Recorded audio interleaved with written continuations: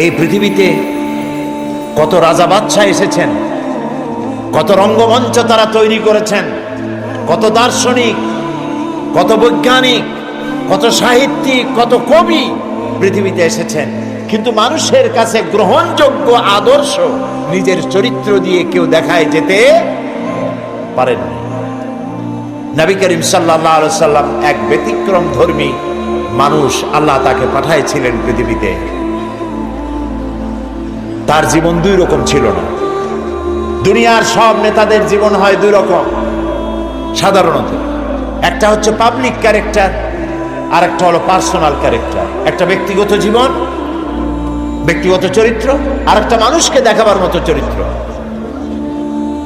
আপনি বলেন আমাকে, পৃথিবীতে এমন একজন নেতার নাম বলেন যিনি বলতে পারবেন আমার শৈশবে, আমার কৈশোরে, আমার যৌবনে, দিনে এবং রাতে আমি যা যা করেছি, আমার বন্ধুরা, আমার ড্রাইভার, আমার চাকর, আমার বাড়ির লোকজন, আমার বউ, আমার বন্ধু, আমার সাথী, তোমরা আমার ব্যাপারে যা দেখেছো সব মানুষকে বলে দাও, পারবে কেউ বলতে?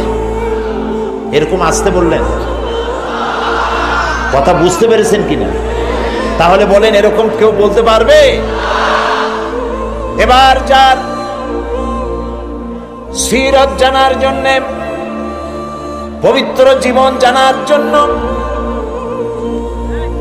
আরামকে হারাম করে মাঠের ভিতরে বিনা বিছানায় যারা বসেছেন, যার জীবনকে জানার জন্য, তার সম্পর্কে শোনাই।